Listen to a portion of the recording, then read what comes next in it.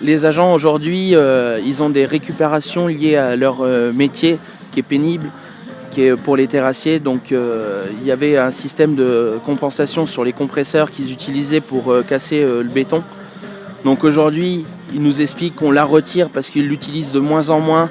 Mais aujourd'hui, en fait, le métier a changé. C'est avec les mini-pelles, donc il y a toujours les TMS. Notre travail, c'est l'entretien du réseau d'eau, en fait.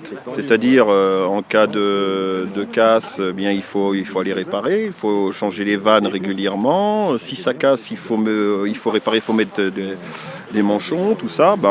Et ensuite, il y a les branchements neufs. Ce qu'ils appellent les branchements neufs, c'est pour les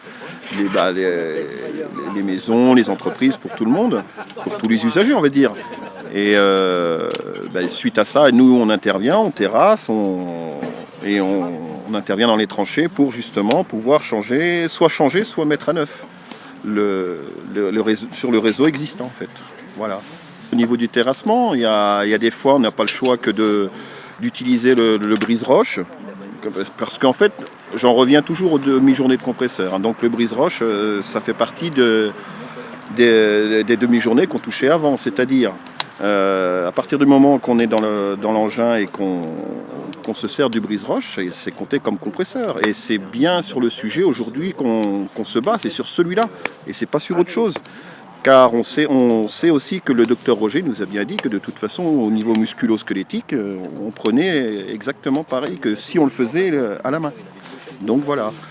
Aujourd'hui, on se bat pour ça, uniquement pour ça. Voilà.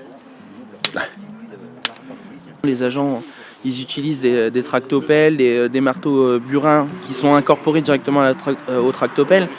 Mais du coup, il y a quand même de la pénibilité parce que les vibrations sont toujours là au niveau de leur dos. C'est la médecine du travail qui le dit, c'est pas les agents, c'est bien la médecine du travail. Donc certes, le métier a changé, mais la souffrance, elle est toujours là, elle est toujours présente.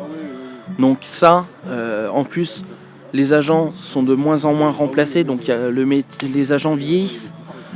Et voilà, au bout d'un moment, il faut arrêter. Là, aujourd'hui, les agents réclament 100 € net par mois pour compenser la perte des 5 jours. Je pense que c'est pas ça qui va faire un trou dans le budget de l'agglo, en sachant qui nous parle d'investissements comme la piscine ludique qui va coûter en moyenne 40 à 50 millions d'euros. Donc je pense qu'on peut donner 100 € par mois à des agents, surtout qu'il n'y en a que 9 qui sont impactés. Ça fait 17 ans que je suis au service de l'eau. Donc après, pour la pénibilité, pour les demi-journées de compresseur, je trouve que c'est un juste milieu de pouvoir se les faire monétiser aujourd'hui, quoi.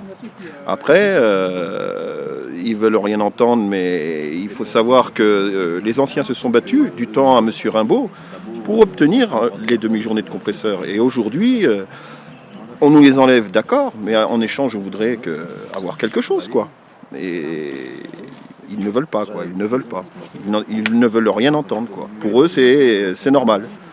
Voilà. Donc.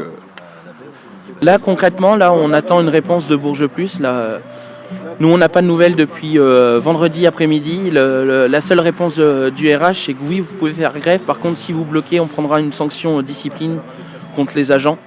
Donc, pour des gens qui prônent le dialogue social, moi, ça m'inquiète. Parce que si maintenant, le dialogue social, c'est mettre tout de suite au conseil de discipline, ça m'alerte énormément, donc je me dis que le droit de grève, on ne l'a bientôt plus.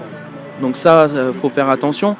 Et ce qui m'alerte, c'est qu'aujourd'hui, on a fait les chefs ont fait sortir tous les véhicules le vendredi du parc de l'agglo pour éviter un blocage.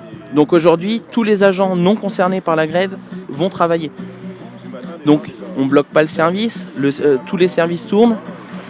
Donc c'est pas les grévistes qui empêche le travail.